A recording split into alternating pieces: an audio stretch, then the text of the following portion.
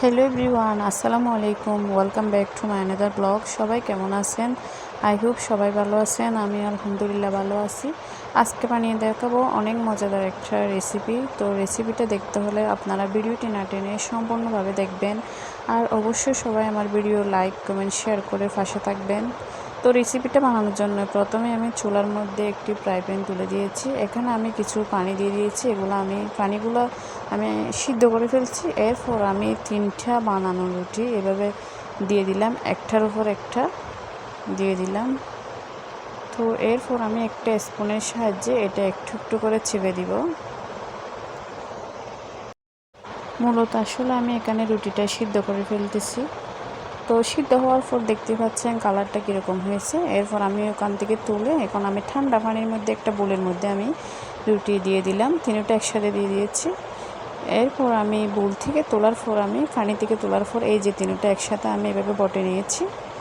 এখন আমি একটা ছুরি দিয়ে এই যে দেখতে পাচ্ছেন আমি দেখাই দিচ্ছি, এভাবে কেটে নিব। তো দেখেন কাটার পর কীরকম হয়েছে, আমি একটা একটা করে দেখাচ্ছি হাত দিয়ে। দেখতে কিন্তু অনেক সুন্দর হয়েছে। এগুলো সবগুলো আমি কেটে নিয়েছি। আর এগুলো কিন্তু একটার সাথে একটা লাগানো নয়, জড়ো টাইপের হয়েছে, এক একটা ঝরা টাইপের। এরপর আমি চুলার মধ্যে একটা ফ্রাই প্যান তুলে দিয়েছি। এখানে আমি পরিমাণ মতো তেল দিয়ে দিলাম। তেলটা গরম হওয়ার পর আমি এখানে পেঁয়াজ কুচি দিয়ে দিলাম। এটা আমি এখন একটু হালকা করে ভেজে নিব। পেঁয়াজ কুচিগুলো ভাজার পর আমি এখানে পরিমাণ মতো লবণ অ্যাড করে দিব। তো আমি এখানে পরিমাণ মতো লবণ অ্যাড করে দিয়েছি।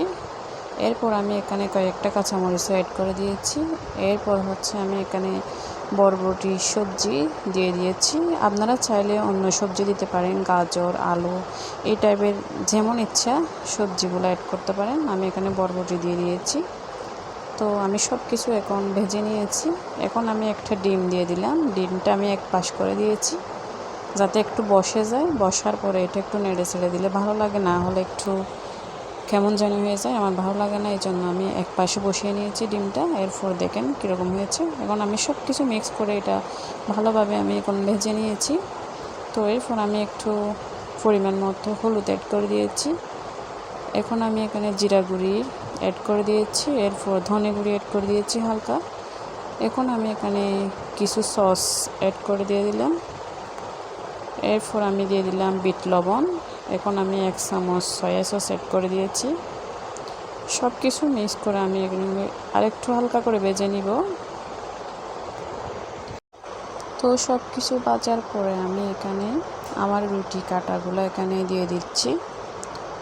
তো এগুলো দেওয়ার পর দেখেন আমি সব কিছু এখন একটা স্পুনের সাহায্যে মিক্স করে ভেজে নিব। তো দেখতে পাচ্ছেন কীরকম হয়েছে। ভাজার পর এই যে হয়ে গেছে। এখন আমি একটা ম্যাজিক মশলা এখানে অ্যাড করে দিচ্ছি। আপনারা চাইলে নুডলসের মশলাও দিতে পারেন। এখন আমি আর সব কিছু দেওয়া অলরেডি হয়ে গিয়েছে। এখন আমি একটু নেড়ে চেড়ে দিব এটা। তো হয়ে গিয়েছে আমার মজাদার নাস্তা। দেখতে পাচ্ছেন এটা কালারটা কিন্তু অনেক সুন্দর হয়েছে, আমার কাছে খুবই ভালো লাগছে। আপনারা চাইলে বাসার মধ্যে এভাবে ট্রাই করে দেখতে পারেন। তো আজকের ভিডিওটি পর্যন্ত। সবাই ভালো থাকবেন। আল্লাহ হাফেজ।